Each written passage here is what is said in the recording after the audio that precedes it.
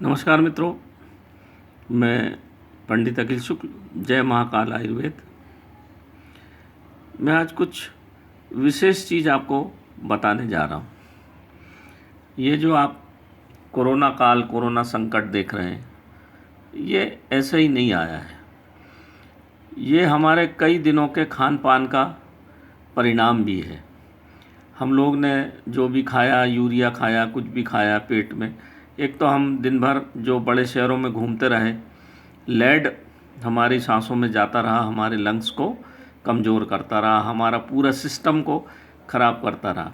इसी प्रकार हमने जो चावल खाए, जो लेड के पॉलिश के चमकदार चावल, चमकदार दाल, ये सब लेड की पॉलिश की आती है, जो चमकदार चमकीला दिखता है आपको। हमने देसी चावल, देसी दाल जिसके ऊपर छिलका लगा रहता है, खाना बंद कर दी। दिखावटी भोजन पे हम आए, उससे हमारा शरीर का पूरा सिस्टम कमज़ोर होता चला गया। हमारा पूरा रोग प्रतिरोधक क्षमता कमज़ोर होती चली गई। और उसके बाद जब एकदम से इस तरह की कोई बीमारी आई, तो हमारा शरीर उसको सहन करने में सामर्थ्यवान नहीं रहा और बीमारी पकड़ती रही। जैसे कई लोगों को है, दमा रहा, पता नहीं चला, टीबी रही, पता नहीं चली, और ये रोग पकड़ता चला गया। तो हमने ये विगत खास करके 10-15 सालों में हमने जो अपने खान पान में गड़बड़ी की, उसका दुष्परिणाम हमको समझ में अब आया है। तो मित्रों, खान पान जो हम अनाज जिसको हम भोजन जिसको बोलते हैं, ये ब्रह्म का स्वरूप है। ये हमारे पुराने वेदों में भी लिखा हुआ है कि इसको ब्रह्म ही माना जाता है, क्योंकि ये हमारा शरीर भी ब्रह्म का अंश है। तो इस ब्रह्म को ब्रह्म से ही चलाया जाता है, परंतु हमने उसको विशेष ध्यान नहीं दिया। हमने हमारी आयुर्वेदिक पद्धतियों की तरफ ध्यान न देकर हम दिखावे की तरफ ज़्यादा आ गए, भौतिकवाद की तरफ हम ज़्यादा आ गए। उसका दुष्परिणाम अब यूरोप में तो दिख ही रहा है, भारतवर्ष में भी दिख रहा है, पर भारत में सीमित है। ठीक भी हो रहे हैं, बीमार हो रहे हैं तो ठीक हो रहे हैं। उसका कारण ये है कि हमारा जो सात्विक भोजन, उसकी वजह से हम ठीक भी हो रहे हैं। तो मैं आपको एक बहुत साधारण भोजन बता देता हूँ आज, जो आपको अपने घर पे तैयार करके खाना चाहिए। इससे आपका इम्यून सिस्टम बहुत तेज़ी से बढ़ेगा और शरीर की रोग प्रतिरोधक क्षमता भी बढ़ेगी। बहुत सरल है और ये कोई नई चीज़ नहीं है, ये बहुत पुरातन हमारा भोजन है। अब मैं एक एक चीज़ आपको बताता हूँ। ये देखिए गेहूँ, इसको सब लोग जानते हैं, सरबती गेहूँ है। आप अगर बिना खाद वाला गेहूँ जो आजकल मिल जाता है ऑर्गेनिक स्टोर पे, वो ले लें तो बहुत अच्छा, थोड़ा महंगा आता है, पर शरीर के लिए बहुत ज़रूरी है ये, क्योंकि इसमें ताकत बहुत होती। पेट भरने से काम नहीं चलता, ताकत आना चाहिए शरीर में, प्रोटीन आना चाहिए। ये है गेहूँ। ये है देसी चना, सब लोग अच्छे से जानते हैं इसको, देसी चना। देसी चना वास्तव में मित्रों रुद्रवंती का ही रूप है। जिस तरह से चने का पेड़ होता है, इसी प्रकार से रुद्रवंती का पेड़ होता है। और रुद्रवंती बोलता है, रुद्रवंती जड़ी बोलती कि मेरे रहते तुम बीमार क्यों हो। इतनी ताकत होती इस चने में। और इस चने में होता है क्षार, जो आपके शरीर से समस्त रक्त में को शुद्ध करके बाहर फेंक देता है। और ये ठंडा होता है, इसलिए घोड़े को खिलाया जाता है कि घोड़ा चलता है तो गर्म, उसका खून जल्दी गर्म होता है, तो चने खिलाए जाते हैं उसको कि जल्दी पचे भी और शरीर भी उसका ठंडा रहे। ये चने का मूल मंत्र है। ये चने के ऊपर का जो आप छिलका देख रहे हैं ना, ये बहुत काम की चीज़। और चने में होता है क्षार, इसलिए ये आपके नज़ला, जुखाम, दमा, ये आपको होने नहीं देता। इसमें जो एक नमक होता है, प्राकृतिक नमक, वो बहुत काम की चीज़ होती है। अब ये एक चीज़ आ गई जौ। ये देखिए, जौ असम में और आपका लद्दाख में बहुत होता है। जो आपने देखा होगा, वो लोग साल के 8-9 महीने घर में बैठे रहते हैं, उनको कोई शुगर होती नहीं और ताकत बनी रहती है। तो ये जो वहाँ पैदा होता है, और ये इसकी बड़ी खासियत है कि इसमें खाद डालो तो मर जाता पौधा। बिना खाद के जो उनके प्राकृतिक मिट्टी बह के आती है, उसमें ये पैदा होता है। जौ पानी की फसल है ये, और बहुत ताकतवर और बहुत ठंडा होता है। शुरू में इसको बार्ली वाटर के नाम से आता था। इस तरह से जो आएगा पहले इसी जौ का उपयोग किया जाता था, परंतु अब जो हम चूँकि इसको पचा नहीं सकेंगे, इसमें जो फाइबर देख रहे हैं आप, पेट के रोग को ठीक करता है। अब ये साफ़ आ गया है जो, इस तरह से जो ये साफ़ आ जाता है, बाज़ार मिलता है, ये देखिए ऐसा ऑर्गेनिक स्टोर पे मिल जाएगा आपको, ये ऐसा साफ़ वाला मिल जाएगा।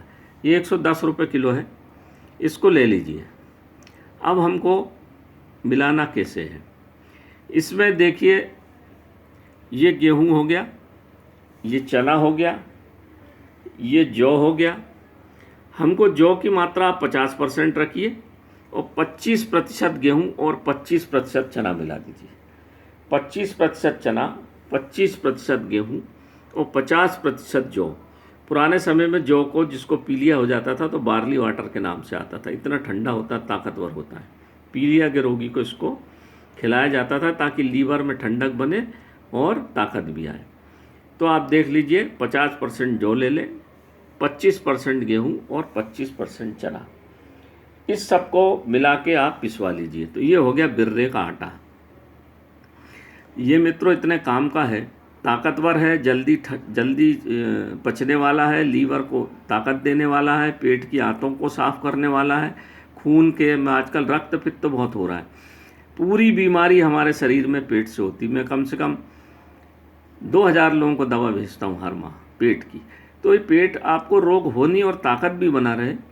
एंटीबायोटिक जो आप ज़्यादा खाते तो ताप तिल्ली रोग हो जाता, रक्त पित्त हो जाता, उल्टी डकार आएगी, खट्टी डकार आएगी। तो इस तरह का अगर हम अनाज की रोटी खाएं तो हमको ताकत भी आएगी और हमारा शरीर भी पुष्ट बनेगा और रोग प्रतिरोधक क्षमता बढ़ेगी, आज के समय में जो अत्यंत आवश्यक है। खून भी बढ़ता है इससे। देखा आपने वो जो लद्दाखी लोग हैं कितने पहाड़ चढ़ते हैं ऊपर, पानी लेके, लकड़ी लेके, कितनी मेहनत करते हैं, इस जौ के दम पे करते हैं। जौ में बहुत ताकत है, खून भी बढ़ाता, लाल बम रहेंगे वो, ये इसकी ताकत है मित्रों। हम पहचानते नहीं हमारे अनाजों को, ये बड़ी ताकतवर चीज़ है। आदिवासियों को कोरोना क्यों नहीं हो रहा है? क्योंकि वो नाना प्रकार के मोटे अनाज खाते, वो खाएंगे, ज्वार खाएंगे, बाजरा खाएंगे, मक्का खाएंगे, सवा खाएंगे, इस तरह की चीज़ें वो खाते हैं, नाना प्रकार के अनाज, तो उनकी रोग प्रतिरोधक क्षमता बढ़ती है। हमेशा एक सा अनाज नहीं खाना चाहिए, मोटा अनाज। इसको आप जब पिसवाएंगे तो इसको थोड़ा मोटा पिसवाइए, बिल्कुल बारीक मत पिसवाइए, नहीं तो पचता नहीं है अनाज। इसको थोड़ा मोटा पिसवा के इसकी रोटी खाइए, बहुत स्वादिष्ट रोटी बनती है इसकी, जल्दी पचती है और खाने में भी बहुत अच्छी लगती है और बहुत ताकतवर होती है। देख रहे हैं आप आजकल सब्जी भाजी मिलना मुश्किल हो रही है, तो आप तो इसकी रोटी और दही, चाहे छाछ से खाइए, चाहे दही से खाइए, चाहे लौकी गिलकी की सब्जी से खाइए, चाहे मूंग की दाल से खाइए, बहुत अच्छी, बहुत ताकतवर और बहुत बढ़िया चीज़ है मित्रों। इसको खाने से आप निरोगी काया आपकी हमेशा रहेगी। इसकी एक चीज़ और बनती है, इसको तीनों चीज़ों को बारीक, इन तीनों चीज़ों को लेकर भून लेते हैं। भूनने के बाद हल्का रोस्ट हो जाए, ये बारीक पीस लेते हैं। फिर बन गया ये सत्तू। इस सत्तू को चाहो तो आप थोड़ा सा गुड़ मिला के पतला पतला भी खा सकते हैं, या इसको मोटी पिंडी बना के नींबू के अचार के साथ बहुत स्वादिष्ट लगती है मित्रों। नमकीन सत्तू बोलते हैं उसको, थोड़ा सा नमक मिला के खाइए। पुराने ज़माने में यूपी में ये बहुत खाया जाता था, गर्मी के दिनों में इसको खाया जाता था, ताकि गर्मी के दिनों में खाना ज़्यादा नहीं खिलाता, तो इससे हमारा खून ठंडा रहे और हमारी ताकत बनी रहे। तो मित्रों ये अनाज बहुत सहज है, बहुत सरल है, बहुत आसानी से मिल जाता है, और आप इन सब चीज़ों को लेके बना लीजिए, अपने घर में रहिए, अपने बच्चों को खिलाइए, अपने परिवार को खिलाइए, आप बिल्कुल स्वस्थ रहेंगे और आपको दूसरी नाना प्रकार की बीमारियां पकड़ेंगी नहीं। और आप में जो जोड़ों का दर्द है चने से ठीक हो जाता, खार होता है इसमें क्षार, रक्त आपका पूरा साफ हो जाएगा। जोड़ों का दर्द आपका, घोड़े को देखा ना आपने, सोता ही नहीं वो घोड़ा, अगर नीचे बैठ गया मतलब मर गया। तो ये जोड़ों के दर्द में भी अच्छा काम करेगा और ताकत भी देगा, खून को भी साफ करेगा, रक्त को ठंडा रखेगा, आपके दिमाग को ठंडा रखेगा।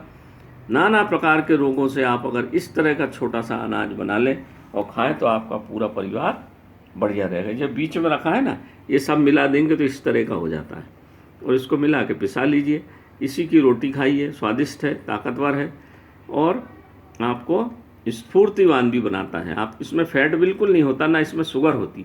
तो शुगर के रोगी जिनको मधुमेह रोग है, डॉक्टर बोलते हैं प्रोटीन खाइए, तो ये प्रोटीन युक्त अनाज है, इससे शुगर भी नहीं बढ़ेगी आपकी, ताकत भी बढ़ेगी आपकी। और जो आलस आता है शुगर के रोगी को, धीरे धीरे उसकी मसल्स कमज़ोर होने लगती है, याददाश्त कमज़ोर होने लगती है, तो ये शुगर के रोगी के लिए भी बहुत अच्छा है। और जो लोग खाएंगे उनको शुगर भी नहीं होगी। तो कितनी बढ़िया चीज़ें हमारे आयुर्वेद में सब बताई हुई है, ये हम इनका प्रयोग करें और स्वस्थ रहें मित्रों। नमस्कार मित्रों, मैं पंडित अखिल शुक्ल। जय महाकाल आयुर्वेद।